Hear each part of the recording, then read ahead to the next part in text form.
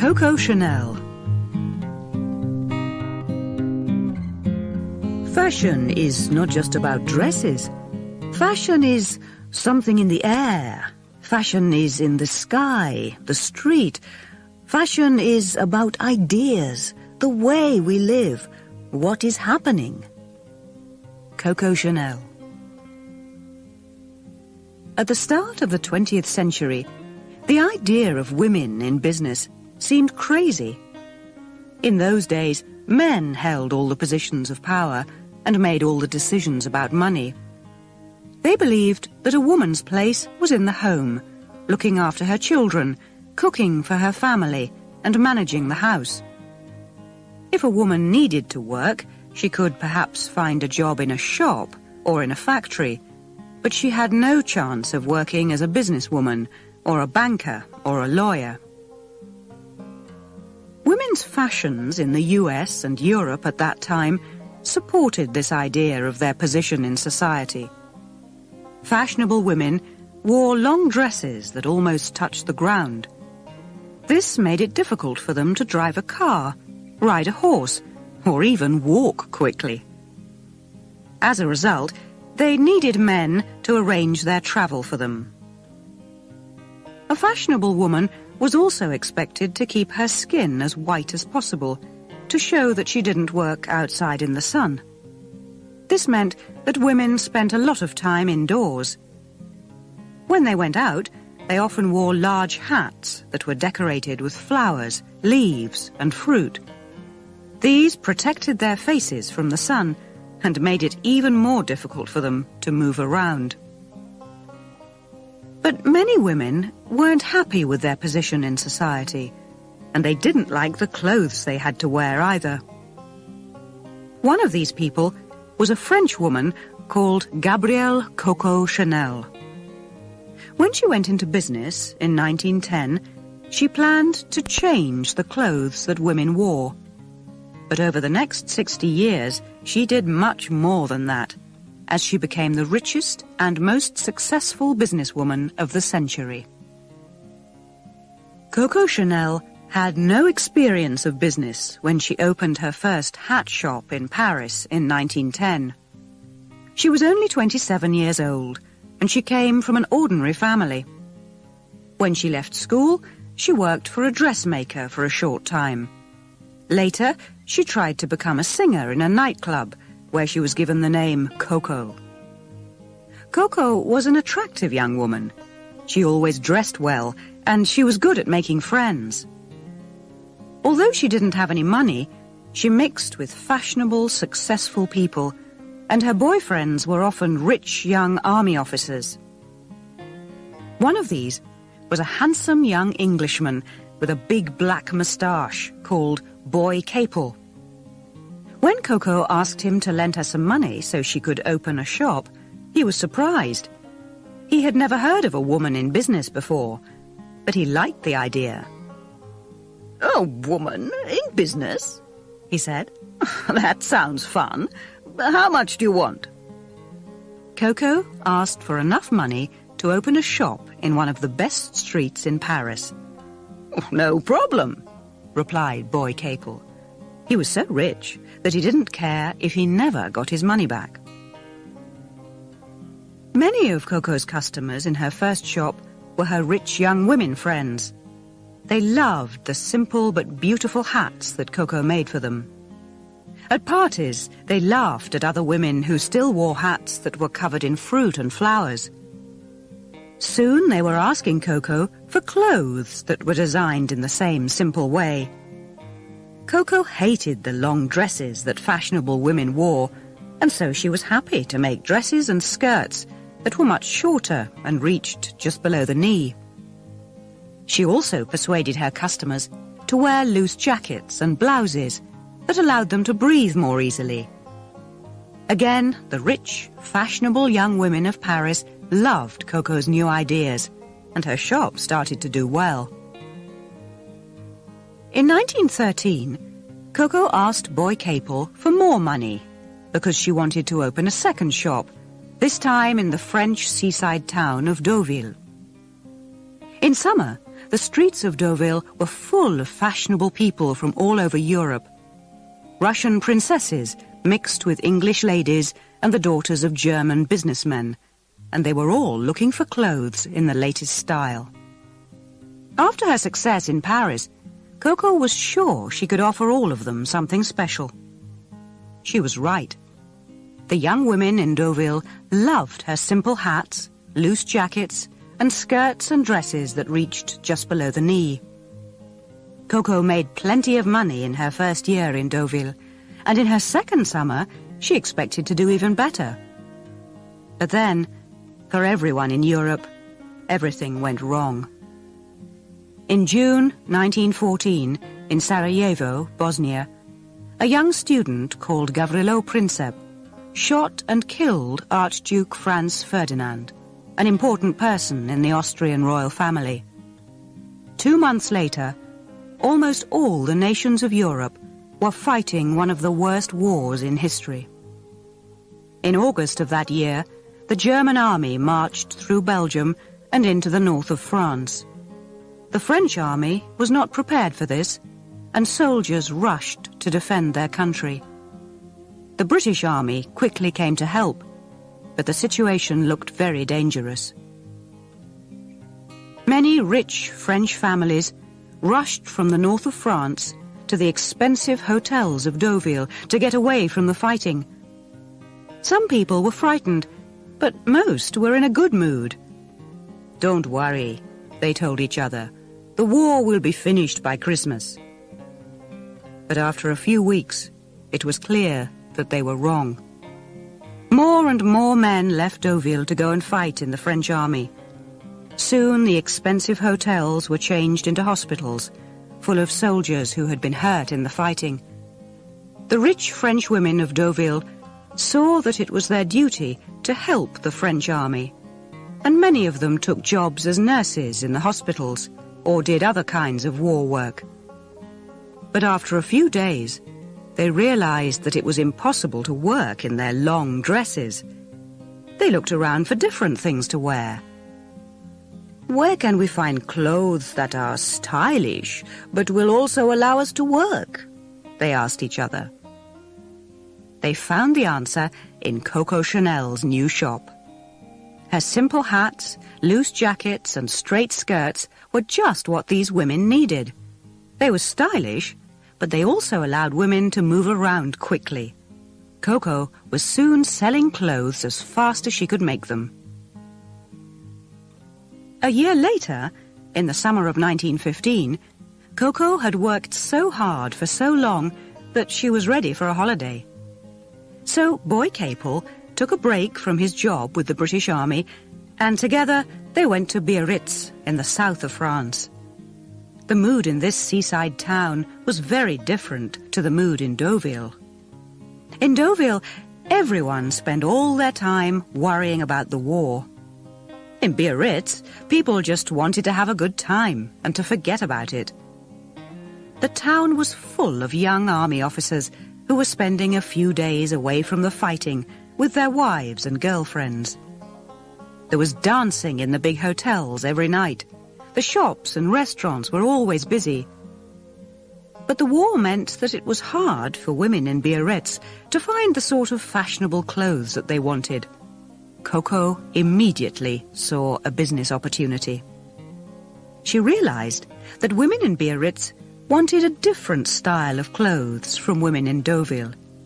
These women wanted to go out and have fun.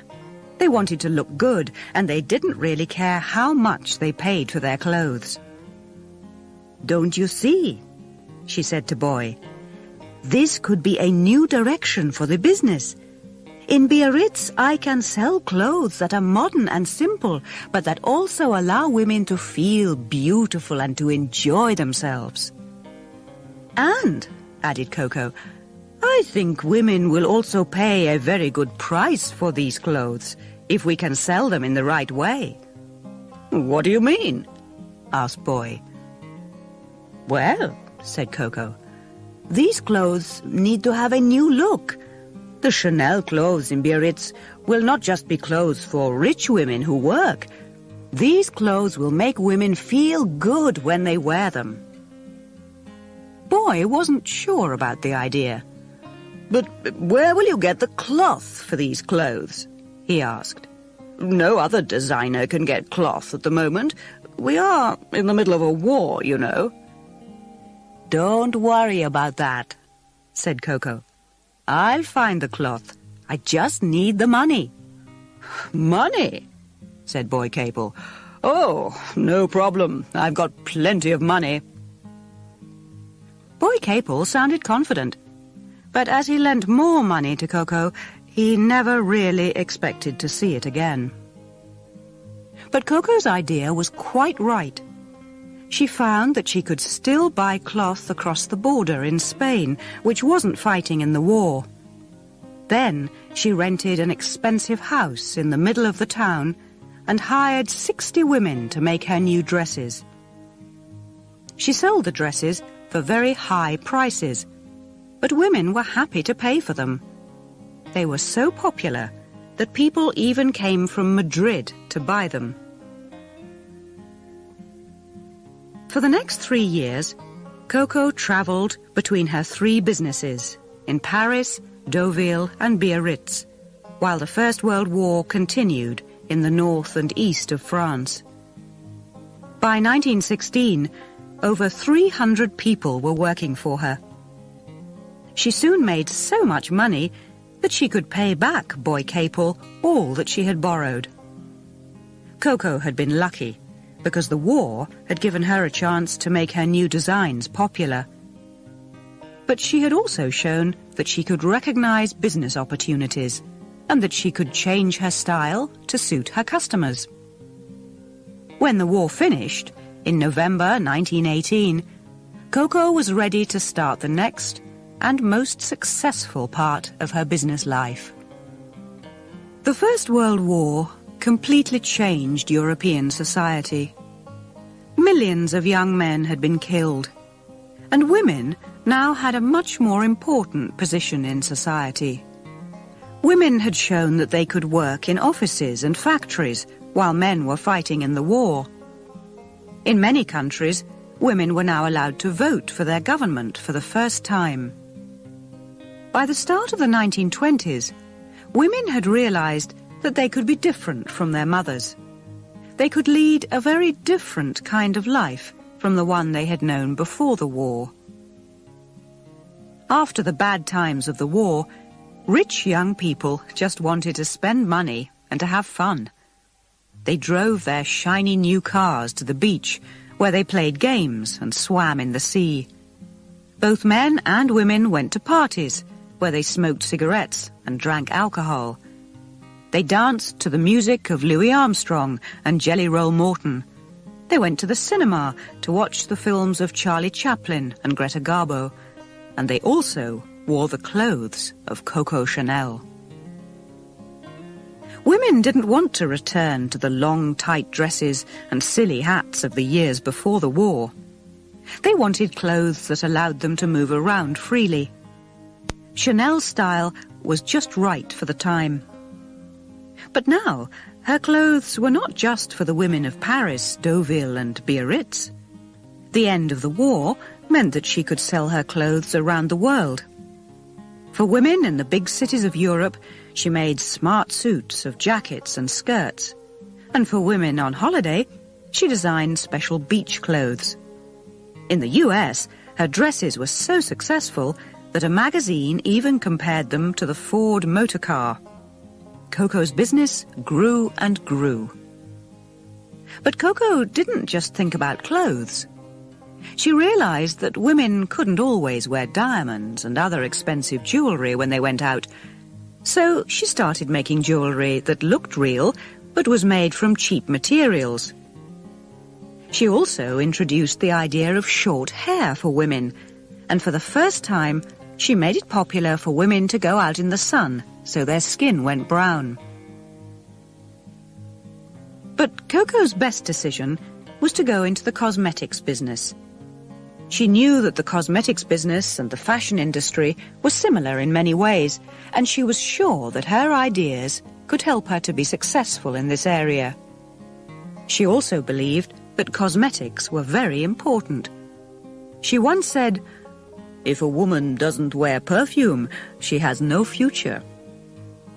So, in the early 1920s, she went to see a man called Pierre Wertheimer to discuss her plan. Wertheimer owned the biggest perfume factory in France, and he was very happy to work with such a famous designer. At that time, women wore perfumes which always smelled of flowers. But Coco wanted her perfume to have a completely different smell. Together, Wertheimer and Chanel invented a new kind of perfume, and they decided to sell it in a simple, square bottle.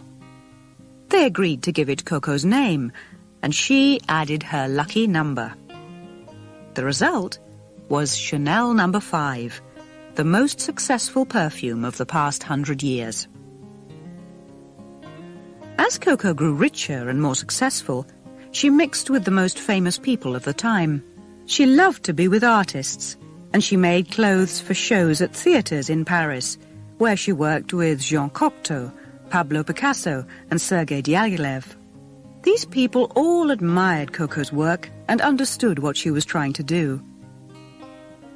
"Coco worked in fashion according to rules that seem to have value only for painters, musicians, and writers," said Jean Cocteau. But Coco didn't just mix with artists. She often went to parties where she met important people like the future King of England, the Prince of Wales, and Britain's future war leader, Winston Churchill. And after her boyfriend of the war years, Boy Capel, was killed in a car crash, she was often seen on the arm of rich Russian and English lords. For Coco and her friends, the 1920s were the happiest 10 years of the 20th century. But the good times suddenly ended in October 1929, when the stock exchange in Wall Street, New York, crashed. Share prices fell and fell and fell. The world economy was badly damaged. Thousands of businesses closed, and millions of people lost their jobs. For most people, the Wall Street crash was a disaster, but not for Coco Chanel.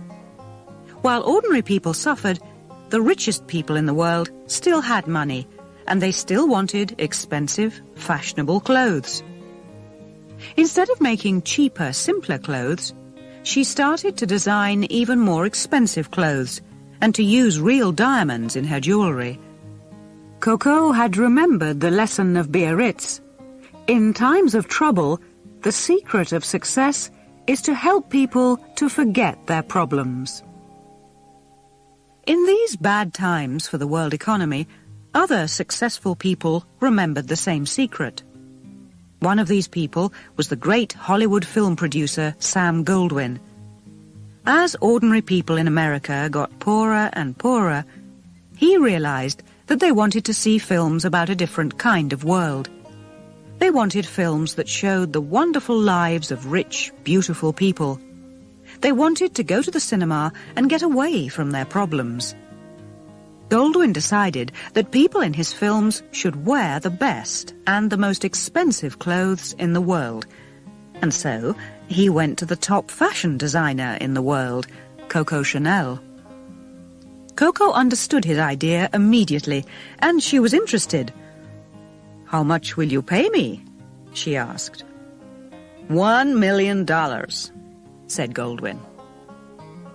With an offer of so much money, how could Coco refuse? She went to Hollywood, she met the film stars, and then she started work on their clothes. Everyone waited to see the results. The first film was called Tomorrow or Never, and its star was Gloria Swanson. In the film, her clothes were beautiful, but they were quite simple. When the film was shown in the US, people were surprised. They had expected something more for $1 million. Chanel kept the money, but Sam Goldwyn decided not to use her clothes again. Back in Paris, Coco had more problems. The French economy was in a very bad state. People without work wanted jobs, and the people with jobs wanted more money. Bosses like Coco had everything, while it was hard for many French people to feed their families. In the middle of the 1930s, Coco's business employed around 4,000 people. She thought she was good to the people who worked for her, but some of them had a different opinion. In 1936, 50 of her workers stopped work and sat down in one of her factories in Paris. Coco put on her best suit and rushed to speak to them, but they had locked the door of her factory and she couldn't get in. Coco was very angry. How could they do this to her? She and her workers argued and argued, but they couldn't agree on a solution to their differences. Coco's reply showed that she was a very tough businesswoman. She sacked 300 of them. But still they refused to change their minds. Coco now had an even more serious problem. She had designed some new clothes for a fashion show, and she was worried that they wouldn't be ready. What could she do? She decided to give her workers what they wanted, but she never forgot what they had done to her. At around this time, Coco started to go out with a rich German man called Hans Gunther von Dinklage. She always called him Von D. Nobody knew exactly what Von D was doing in Paris, but many people thought that he was a spy for Germany's Nazi government. This didn't worry Coco, and the two of them started to live together in the expensive Paris Ritz Hotel. But while Coco and Von D enjoyed their life, Europe moved closer to war. In 1938, Hitler's German army marched into Czechoslovakia. The next year, the Germans marched into Poland, and the Second World War began. Although Coco's business had done well in the First World War, she decided that she didn't want to work through another war. Perhaps she was still angry with her workers after the problems of 1936. Or perhaps she had just had enough of business. But for whatever reason, in 1939, Coco closed her fashion business and all her workers lost their jobs. Many people were angry with her and asked her to change her mind, but she simply told them, "This is no time for fashion." Through the winter of 1939 and into 1940, the French people waited and worried. In 1940, the German army arrived and took control of Paris. Many French people started secret groups and continued to fight the Germans, but not Coco. She was happy in her rooms at the Ritz Hotel with her German boyfriend, and she just wanted to enjoy her life. The war hadn't closed the theatres and shops of Paris, so she could still go out and do what she wanted. But as her fashion business was now closed, she needed to find other ways of making money. She knew that her perfume, Chanel No. 5, was still very popular with the French and German women who were living in Paris. She also knew that her partner in the perfume business, Pierre Wertheimer, had left France to get away from the war and was now living in the US. Coco thought she saw an opportunity to take control of the whole perfume business. But although Wertheimer was on the other side of the Atlantic, he was not going to allow this to happen. Chanel No. 5 made him so much money that he didn't want to lose control of it. Coco, Wertheimer and their lawyers started to argue about it. But while Coco and Wertheimer fought for control of Chanel No. 5, the Germans were slowly losing control of the war. In June 1944, the British and the Americans landed on the beaches of the west of France and started to move towards Paris. 2 months later, they were just outside the city. The Germans realized that they were beaten and started to leave. The people of Paris opened the doors of their houses, had parties and danced in the streets. But Coco wasn't so happy. She knew that many French people were angry with people who had helped the Germans in the war, and they wanted to punish them. would they want to punish Coco? She wasn't going to wait to find out. When the war ended, she left France and went to live abroad. For most of the next 8 years, Coco lived quietly in Switzerland. She soon found out that she was so rich that she didn't need to work. She continued to argue with Pierre Wertheimer about the control of Chanel No. 5 from her new Swiss home. But when he returned to France after the war, they found a way to solve their problems. Wertheimer kept control of the perfume business, but he agreed to pay Coco 2% of the money from sales of the perfume around the world.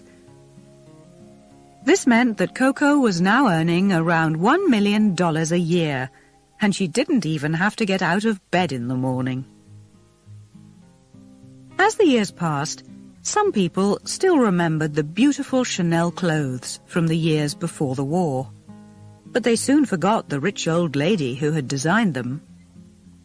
Although Coco now had everything that she wanted, she didn't really like her new life. She had loved her work, and now she missed the world of fashion. She still read fashion magazines and looked carefully at all the new designs. But Coco found that more and more often she didn't like what she saw. The new star designer in the fashion world was a Frenchman called Christian Dior. In 1947, he produced his new look. His shirts and jackets were tight and made it difficult for women to breathe. His skirts and dresses were narrow at the waist and wide at the bottom, and they reached down to women's shoes. Women loved Dior's clothes. They were very different to the boring clothes and uniforms that they had had to wear during the war years. They were also very different to the Chanel look of the years before the war. Every year, Christian Dior's new look made Coco more and more angry. In 1953, she decided that she couldn't sit and watch and do nothing. She had to return to the fashion business. She returned to Paris and started to design new clothes for a fashion show the next year. Many people thought she was crazy. "What does a 70-year-old woman know about modern fashion?" they asked. "Doesn't she know that times have changed?" But Coco didn't listen, and on the 5th of February 1954, she introduced her new designs at a fashion show in Paris. The show was a disaster. The newspapers said that they were clothes for old ladies and country people. Coco was upset and angry that her designs had been criticized so strongly. "These people just don't understand," she said. "It's true that I'm old, but I'm still one of the greatest designers in the world. I changed women's fashion once, and I know I can change it again. I'll show them." So Coco didn't return to Switzerland, and she didn't stop working. The next year, she produced some different designs for another fashion show, and this time many people liked them.